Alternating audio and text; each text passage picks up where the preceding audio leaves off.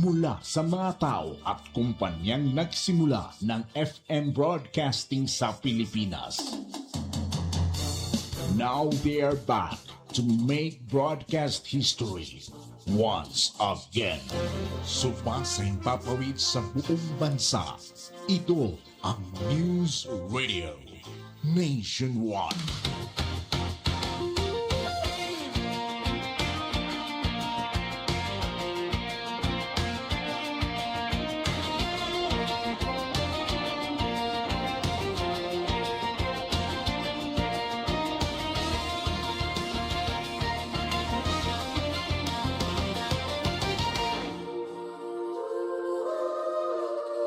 Sulong Santa Cruz. Electric energy.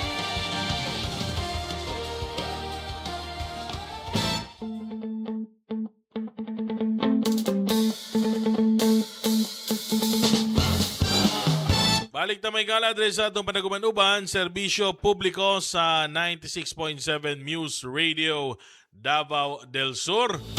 Natay isa ka importanteng isyong tukion dre sa atong panaguman-uban karon.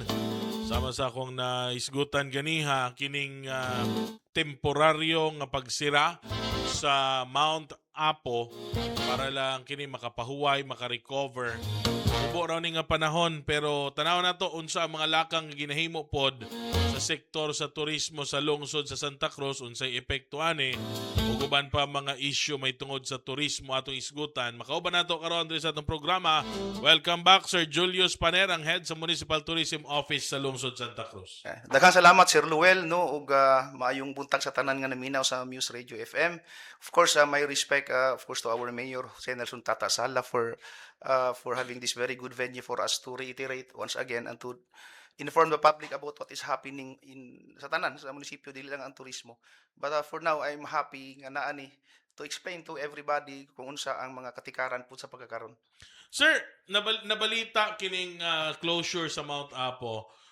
Unsay update ani sir nga nung kinahanglan isirado may ni masabtan pod sa mga tao? Yeah, okay. It started in 2021 through a Protected Area Management Board resolution. They decided to have this off-season for mountaineering and trekking activity dito padulong sa peak. Primarily because we need to give time to the mountain to rehabilitate, no, to recover aron ma-fix pod nato kung unsa man ang mga kailangan i-fix din ha, pati na mga facilities like the campsites, the trails, the trail signs, ang mga signages na kailangan ng pulihan, and of course ang uban pang facilities like the water system and ato ang mga toilets nga naa sa campsite. Second is aron pud nga mahatagan og igo-igong panahon ang atong mga wildlife to do the things, no, because nakaingon maguta nga there are wildlife nga karon ang ilang breeding season in a span of 3 months, June, July and August. Na yung mga studies nga gikandak ang DENR and dili tanang wildlife because whole year raw na ang mag-breeding season, but na yung mga pipila ka mga endemics nga ang natunong ni ani mga panahona, so mas maayo nga tagaan to sila higayon to enjoy, to do breeding activities nga walay intervention sa mga walay human intervention. Kaya usay makadisturbo man gyud ang pag-agi-agi sa mga Yes, tao. exactly. Labi na ang mga mountaineers are not really sensitive ang uban sa kanang mga nga butang. So Yeah. dagko ang tingog usahay, mga tawag usog. And of course, kung ikaw ang wildlife, you will always be they can always consider you as a threat sa ilahang pagpuyo din sa lasang. Threat or disturbance mo usay muhawa na lang, 'di ba? So at least this time pila to ka bulan sir pang closure? Yeah, 3 months sir. Nag-start na itong June 1 and then mahuman na on August 31. Na timing lang pud nga off season mi sa mga tapo. Off season pud ay ang ato ang kuan, ato ang mga kadagatan sa pag-fishing. O karon pud ay ang ilahang so these are actually really required. Nature cycle gyud siguro. Nature cycle o kailangan jud siyang hatagad pagtagad sir. So karon sir, unsay ginatan-aw ninyong epekto ani sa sektor sa turismo alang sa Santa Cruz kining closure temporary sa Mount Apo? Basically, the economic side lang. Maura gid na ang epekto kay of course wa naman tong income ang atong porters diha, there are around 200 of them nga nanginabuhi sa pagpamorter, although dili man pagpamorter lang yun kay kasagaran na ila mga farmers man pod unya mga habal-habal drivers, but mas dako magud ang income nila kung magporter sila, so kana ang medyo mugamay mo kunhod gamay ang income nila sa 3 months. And ang atong mga guides pud labi na kay sila gid ang nagpropel sa atuang ecotourism and adventure program, mugamay po ng ilahan income. But again, we mitigate that. We open our minor hiking sites like Mount Dinor, Mount Luay, Bamboo Peak, and all of those sites para lang makakandag po sila ecotourism activity dito. Kay kanang mga guides sa Mount Apo, Sir Lowell, actually mga guides po na din sa sa ato ang mga minor hiking sites. So mag-focus sila. Nag-expect nga mas budaghan ang atong arrivals aning ato ang mga ginagmay nga bukid dinhi sa ubos.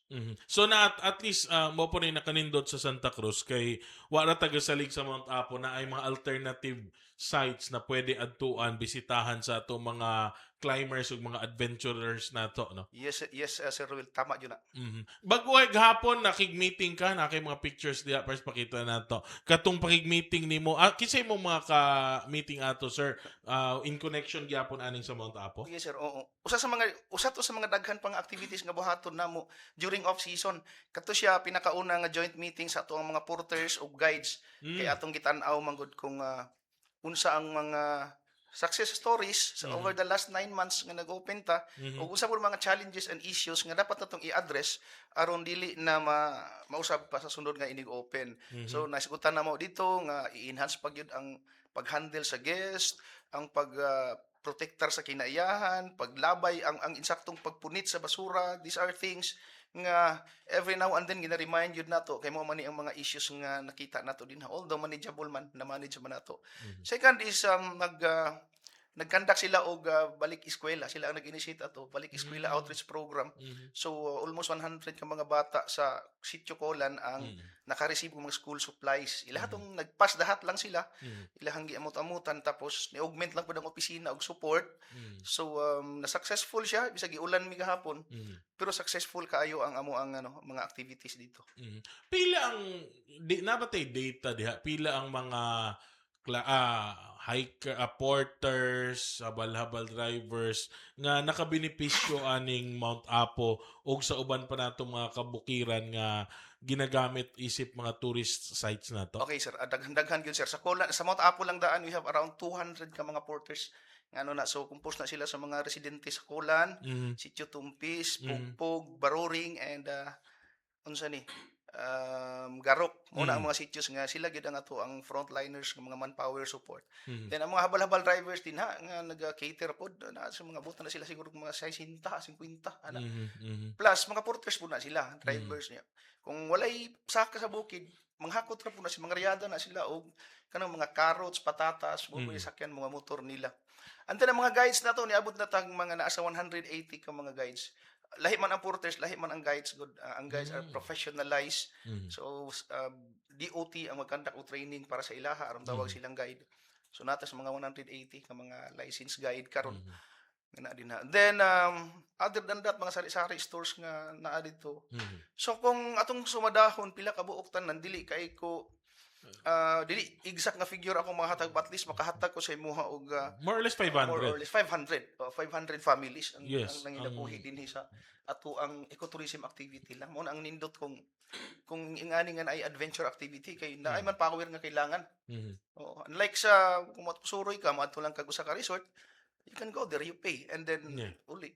But dili ka pwedeng dili ka mo hire, you really need to mukuha nyo kag kwarta sa imong bulsa to spend it sa community, ibilin nimo.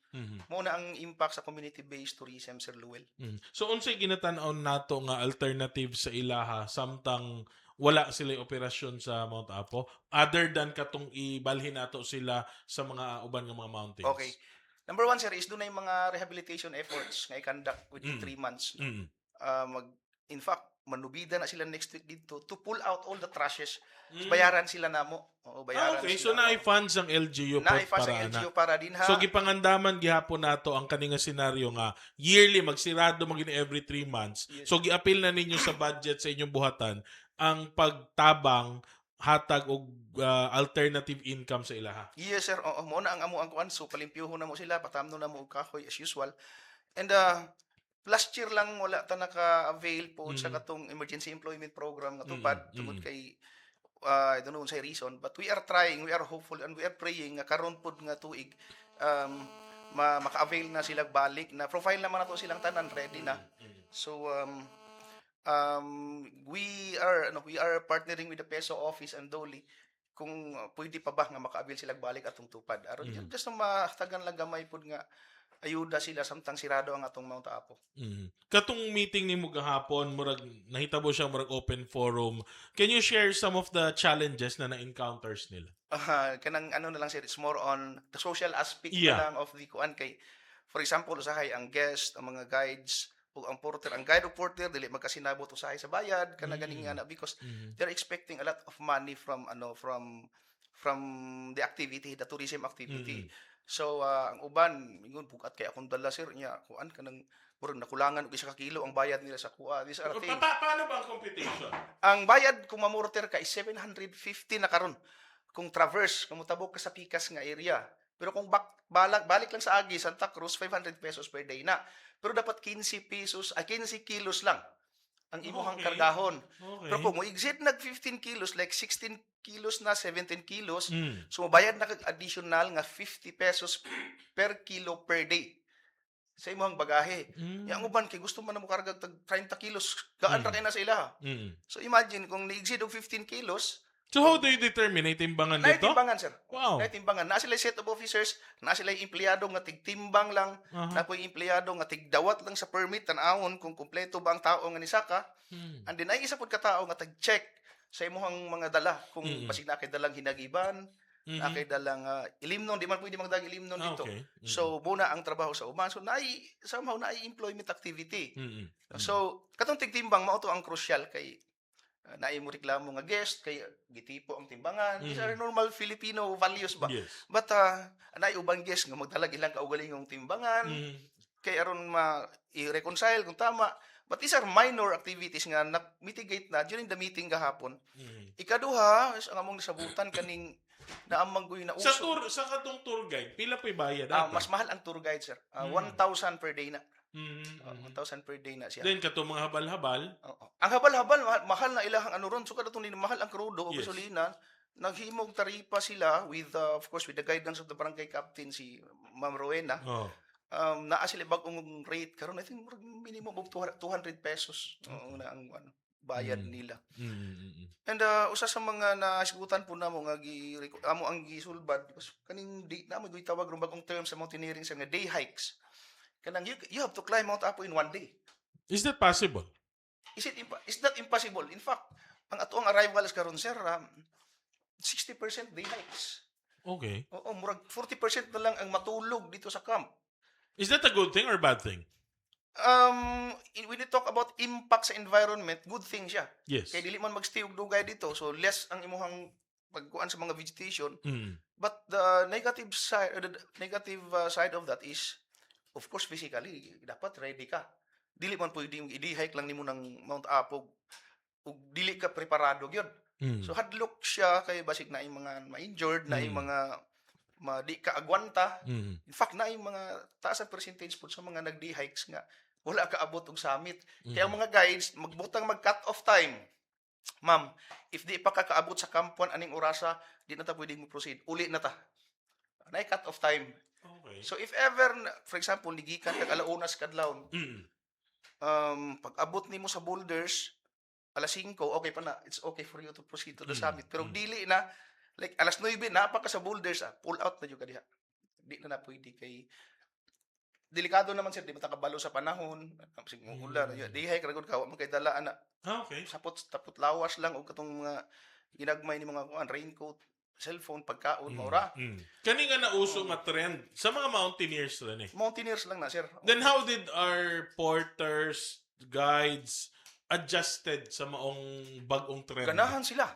Mas ganahan ang mga guides and porters kay ang rate nila magud minimum. Same gyapon. Same, for example, mag-day hike ko, yung mag 3 days ko, pareha raman ang bayad sa porter. Mhm. So minimum mag yun na. So kung 1.5 ang bayad nimo mag 3 days, 1.5 po na imong madawat kung day hikes lang. So pabor sa ilaha. Mas ganahan sila. Mas daghan sila ma-accommodate. Yes, sir. Imbis nga Mas 3 daghan. days siya nakatanggong sa isa ka income lang, pwede katulo siya Yes, kung unya. day hike. Pratong last weekend, hurot sila. So pagka second day na nabi na day hikes, kaduha sila nakabalik, katulo nakabalik. So imagine kung tag 3,000, Yeah. that's 9,000 in a span of 3 days. compared sa 3,000 in 3 O days. nga 3 days. Yeah. Mm-mm. Pero ang atong mga kana sila porters and guides, kaya nila mag-day hike. Kaya sir, kung kaya sa mga mountaineers nga bisita, Yeah, how much more sila nga ilaha magunang lugar. Mhm. Ilaha ang kabalo sila sa terrain tanan, pag dagan-daganon ra gani na nila. Mhm. Usahay sa kampuan kung mag-camp me unya kanang nainalimtan wa kapalit og Mm. asin. Uy, way asin. Ang porter siya ako palit sir. Daghano na. Less than 1 hour nakabalik na. Dito sila mamalit sa kulan. Wow. Kusog sila actually sir, kusog gid sila kay mga nakaw. Mhm. Mga kanang mga bagobot tagabawa na to nga porters. Mhm. So karon sir, kumusta ang ilahang kuan pagpangandam aning closure? Katoy nyo nasabutan, giunsa nato sila pag pasabot ani. Gipasabot na to sila and ako silang giingnan nga please ayaw mo pataka og dawat og bisita day hike kung wala ninyo na evaluate physically ng inyong mga guest. No? Kung naay 90 kilos, ayaw ninyo dawatan. Imposible man yun nga makasaka na dito. So you check on, so naghimo mi og written agreement nga ang makadi hikes, pwede lang makadi hike is kung nakasaka na kag major nga mountain. Like Giting-Giting, Mayon, kinini ang mga bukid sa Bukidnon, like Mount Kitanglad, ang dulang-dulang. Or nakahuman ka og ultramarathon nga dagan running activity. Kana, pwede nang dawaton. Pero kadtong mga tao nga gisugo lagpanglaba og palit og suka pag human gi-invite nang sa Facebook nga looking for joiners day hike nisaka na dayon kay mag day hike nagtuo silang mall ang ilang giadtuan dili gid na pwede na, so we will be issuing that advisory to them, and then if naagi hapoy mo violate na ana we will kami sa office will have to act on it, no, we will give them parang sanction or punishment kung ing ana kay grabe ang promotions karon sa social media sa Facebook sa mountaineering sir. Mao nang didaghan gyud ron, nag-trend gyud ang kaning sakasakag bukid karon Yes. panahon na. Oo. Mura ni katong fun run kani adto na tanan gusto Oo. mag fun run. Di Halos ba? kada semana. Oo, karon kuan na siya eh. Kaning kalingawan na gyud, kalingawan na gyud Ito nila. fake nga Mount Apo na eh. Mount Yeah. Apo mo na may tag Mount Luay lang na or Mount Fortune View lang nga naara diha nga tulo ra ka oras sa kahon. Mhm. Pero even that kinahanglan nimo pangandaman Yes, sir, physically. Naagi hapon kayo buaberya gani bisa ginagmay nga bukid. Kaya again we cannot underestimate the mountain na siya kaugalingong batasan, na siya kaugalingon nga kinaiya. So We respect that. we respect should that and respect we always kada ganing di fact mag-ambo ka nga Lord kini bukida tapangay mi ani nga maka-survive yun again. That tama to imuha nga we respect the value of a mountain. Sir, katong imong pakig-meeting sa ilaha, at least nasabtan og andam na pod sila kining para sa closure for 3 months. Andam na sila sir. O sila man gani ang wala na because we have been doing this for 5 years. So ready na sila. Na-adapt na nila na nga season. Of season. Dili gyapon sir, subay gyapon sa issue sa Mount Apo. Naay ginaisgutan karon kaning plano sa DNR nga mag-apply sa UNESCO isip Global Geopark ang Mount Apo. Can you tell us more about this? Okay, yes, tama na nga we are flirting. 3 years ago we flirted UNESCO no to nga naatay Mount Apo, but dugay ng panahon Sir Luel nga gi-consider ang Mount Apo for UNESCO katong sa UNESCO heritage site, for example like Mount Hamigitan. Yes. Oo. Ang kanang selling point kung heritage site ang imong gipangandoy, ang imong selling point din na is ang biodiversity sa bukid, flora and fauna, unsa ka rich, unsa ka unique. Wala ta diha because na may mga issues sa encroachment sa farms dito sa strict protection zone, uban pang mga structures nga ipagtukod. So medyo And before you tagilid ta diha. proceed, murag pag i-declare siya nga katong same sa Hamigita, murag mas stricto na ang pagsaka, no? Stricto na kay sir. Oh, mas Bawal mumahal, na mas yata. mumahal. Yeah. Oo. So di po nato na pwede i-gamble po Yes, na sir. siya. So, dirita karon sa isa ka UNESCO citation kini Global Geopark. Okay. Ang ato ang gina-showcase din sa tong application is dili ang biodiversity kundi ang geosites, geological sites. Unsa man ni? Katong mga bato nga dagko, boulders, katong sulfur nga nag-aso, mga hot spring nga naa dinha.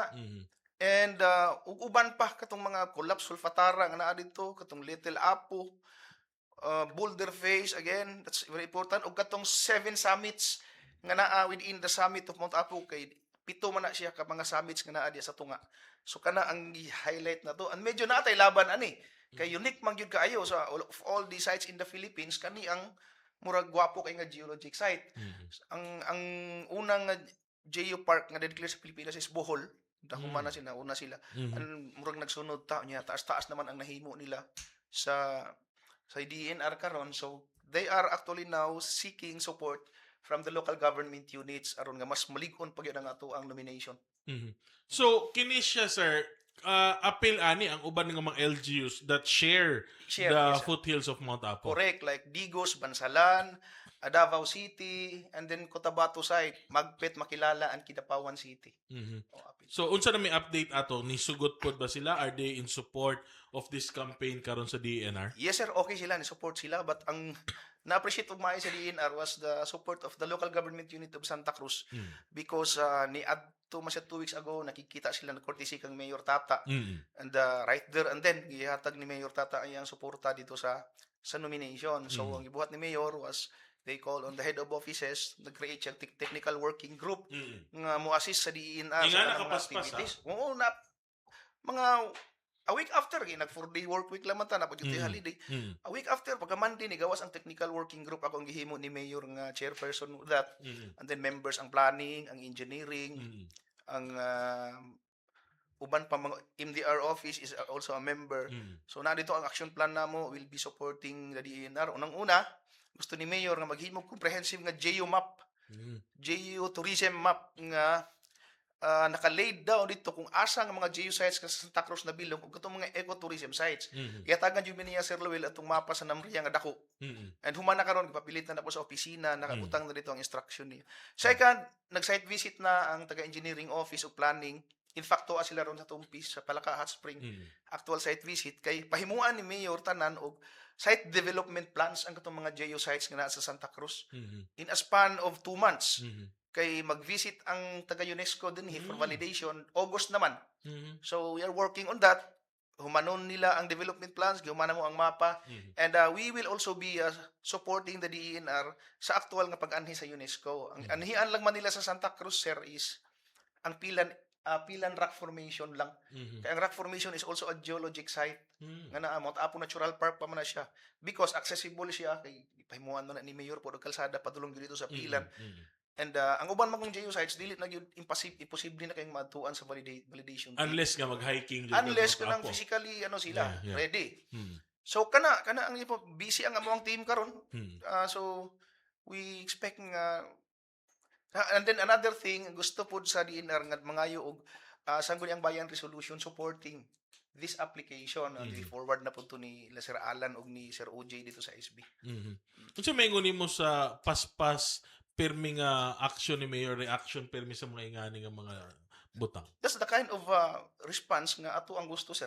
Mhm. Because actually kaning sa una pa nagsigig hangyo ang DNR nga resolution ni na. But during the time of Mayor, na-appreciate nila, no? Gusto nila nga masundon sa ubang LGUs ang ginahimo ni Mayor. So, ako, I can always say nga this is a very good leadership. Mhm. Nga we cannot afford to just wait manggod, no? Si Mayor, Jol, ina lang kag sa kailangan kag budget, ina lang kay tabangan nato. May ana ang instructions gali. So makapahatag sa imong motivation. So karon we are actually working for that. Now, August ang iyahang katong inspection opening. Unsay makuha sa mga ordinaryong naminaw? Labi na kanang mga porters, kanang mga tour guides nga imong makaatubang permi. Unsa may benepisyo ana sir og mahimo tangkuan kabahin sa Global Geoparks ang Mount Apo sa UNESCO? Yeah, okay sir, mayo kay nga question. Number 1 is economic value. So magtaas ang value sa tourism kay naamanggoy mga foreign tourists nga inclined to visit a place nga naay geologic highlights. O dili man naamang gani mga bisita nga ang atuon lang nila is usa lang kalanggam. These are niche or these are special market kay gina-target na to nga mga hidinhi if ever ma-declare na siya. So second is ang pride. Ang pride na to sa Mount Apo, especially Santa Cruz is part of that. Ningon si Mayor nga Jol og matsambahan ning ma-declare tag UNESCO na daghan gyud maka-avail gyud tag gwapong mga projects kay ang hamigitan manggod pag declare dito daghan silang nakuha mga project infra, kalsada, katong mga buildings, museums. So kana ang atong gi-expect pod if ever ma-declare ta. And third is I think kinsa man gyud dili ganahan sir kung UNESCO ta. Malipay na ganita nga ASEAN heritage site lang. O malipay na ganita i-declare ta sa Pilipinas lang nga heritage site siya. How much more kung UNESCO? Because UNESCO is UNESCO. Wala na yung question. Siya ang murag highest sa hierarchy of prestige nga makuha nimo, pinakataas ang UNESCO. You mentioned about pride, NATO. Pero kanipod, may masabtan po nila, Sir Julius, nung isip ikaw mountaineer, pride po nimo, murag badge nimo nga nakasaka ka og usa ka bukid nga giila sa UNESCO, tama? Yes, sir. Correct. Oo. That's in fact, ako when I was still climbing mountains nga kanang for recreation, nagaihap mi kung unsa ang among naadto nga UNESCO sites. Kay isa raman ko bukid ang UNESCO. Hamigitan lang ang uban kato namang San Agustin Church, ang katong Puerto Princesa Underground River, these are UNESCO sites nga proud kay ka kung naanha nimo na. So padaghanay mi og UNESCO nga naadtuan. Makaingon ko daghanan na but of course it entails a lot of money. So mao na ang other than the pride that you have to crave for yourself, you're at the same time spending money to the community. Yes. Sa pag-adto nimo. So yung ana lang yun, Sir Luwil, ang UNESCO. Wapo yun guys siya para sa ako. That's why nalipay ko nga ang support ni Mayor is level up with the excitement nga nakuha na mo sa mo ang level sa office, sa DENR, o sa uban pa mga agencies.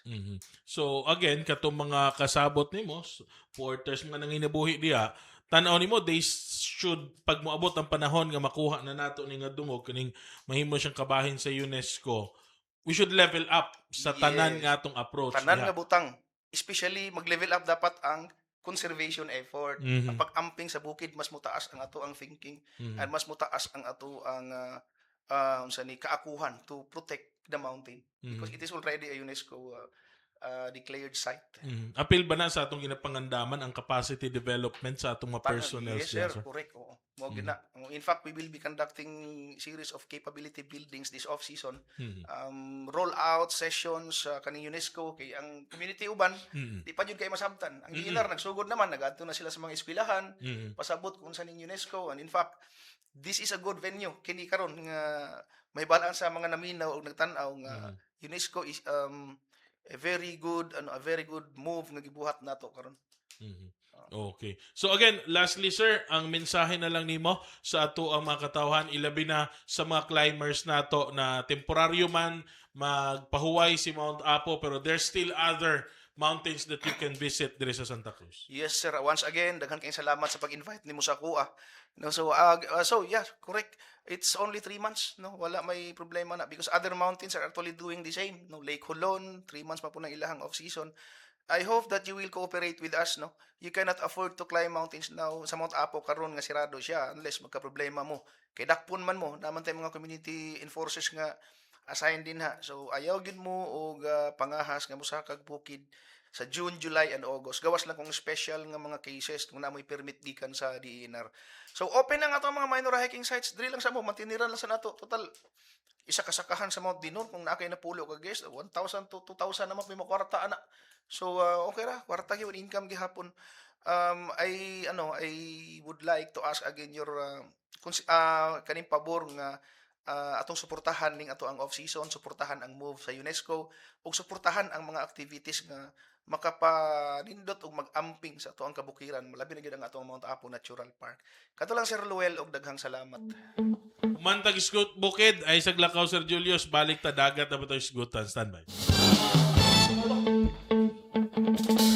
Diabetes, sakit sa puso, kidney problem. Iilan lamang ito sa mga pangunahing suliranin sa kalusugan ng ating katawan. Tanging EXL Makabuhay Plus, solusyon sa mga problemang ito. Binubo ng 17 mga makapangyarihan at epektibong halamang gamot tulad ng Makabuhay, Moringa, Neem, Guyabano, Luya, Bawang, Cinnamon, Turmeric, Mangosteen, Serpentina, Oregano, Lagundi, Vitamin C, Sodium Ascorbate at B-complex vitamins. Kaya switch na sa EXL Makabuhay Plus, Dietary Capsule, EXL Coffee Mix 17-in-1 at EXL All-in-1 Skincare Oil. Laban para sa kalusugan. Go for health. Go for life with EXL.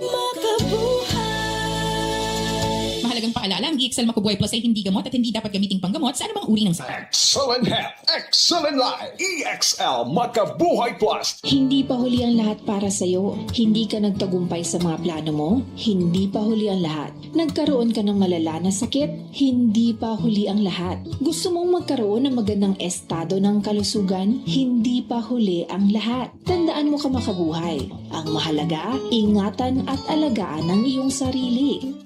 Maaabot mo yan sa tulong ng EXL Makabuhay Plus Dietary Supplement at EXL Coffee Mix 17-in-1. Excellent health, excellent life.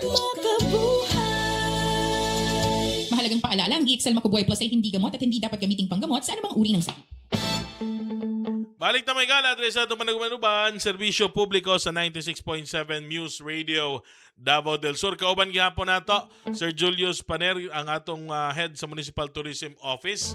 Kaganiha mo na isgutan about Bukid, Mount Apo, ang temporaryo nga pagsira ni ini ang ginahimong lakang sa Local Government Unit of Santa Cruz led by Mayor Tata Sala, and syempre Sir Julius mong frontliner diha. At least nanay mga interventions, nanay mga tabang nga ihatag dito sa mga maapektuhan nga sektor sa temporaryo nga pagsira sa Mount Apo.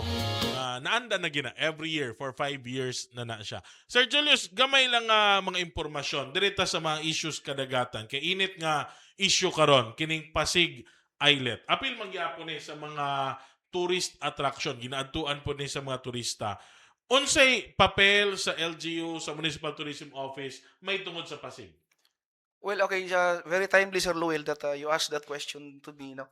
Because for the longest time, ang role namo sa tourism office in terms of the Pasig issue, Pasig Islet is purely on the marketing and promotions sa lugar because it belongs to Santa Cruz jurisdiction. So tabang promote and in fact doon ay mga interventions, nga trainings and seminars sa atong community nga na din ha ano.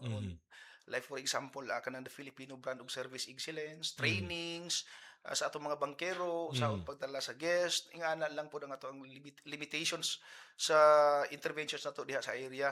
Tapos every end of the month we coordinate with them as to kung pila ang turista nga naa just for consolidation purposes. So other than that, wala na gyud because it is handled by the provincial government man. How about income?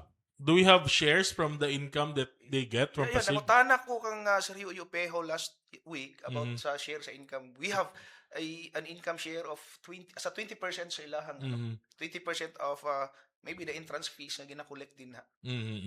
You think, under the leadership of Mayor Tata Sala, kung matagaan tag mas dakong papel sa management pagpadagan sa Pasig Islet, we could market it more, we could make something more out of its current situation? Well, we are always ready, sa opisina, ano naman if ever what is kung mga instructions ni Mayor, if gusto ni Mayor nga kaniyang buhaton, we will always have to follow that because wala man mi nakita nga daotan sayang mga gipangsugo sa amuha. In fact, pag abot niya, dako jud kayo ang mura og transformation sa tourism sa Santa Cruz. Just to give you an idea, Sir Luis, siya pinakaunang nakahatag og opisina sa amuha. Ang pinakaunang opisina ani nga compound isang tourism ug ang FDR mo na. So kana lang nga mga kuan, makaingon ako nga if the mayor will always have this push to give us opportunity and give us another task at hand, we will always be happy. And of course, yes, nakita na ko nga dako ang opportunities. Dako ang amo apong task nga buhaton na if ever gusto ni mayor nga hatagan pamig dako pud nga mga duties din ha. Now, there's a move by Congress nga himuon siyang aqua ecotourism site. Do you think it would help at least mas mapunduhan ni sa mga national government agencies for the protection, improvement, and development of the Pasig Islet? Yeah, I think so. Kaya nakita bito na ko ang bill no nakabutang dito nga the Department of Tourism will coordinate with, of course, the DBM, the CHESA, in terms of funding support. And the good thing is there will be augmentation funds coming from the national government if ever mapasar ang malaod nun. So wala mo ko nakita ang nga problema ana. In fact, it is an opportunity nga madungagan ang interventions nga sa kanang islahan o kanang sa mga sikbit niya nga community kay ang tourism activity sa Pasig dili man lang naka-focus sa isla mismo pati sa mainland itong mga community dito man ang dunay economic activity kinaamo dito ang parking na dito ang mga tindahan sa mga tao na dito ang mga bangkero. So these are areas nga ma-enhance pa siguro if ever makuan ng kanang nga mao nga bill. Okay. Salamat kayo, Sir Julius Paner. Again, lungsod sa Santa Cruz. Thank you very much once again, Sir Julius Paner, sa maong mga impormasyon. Stand by, balik na pag-umas pilang mga painom.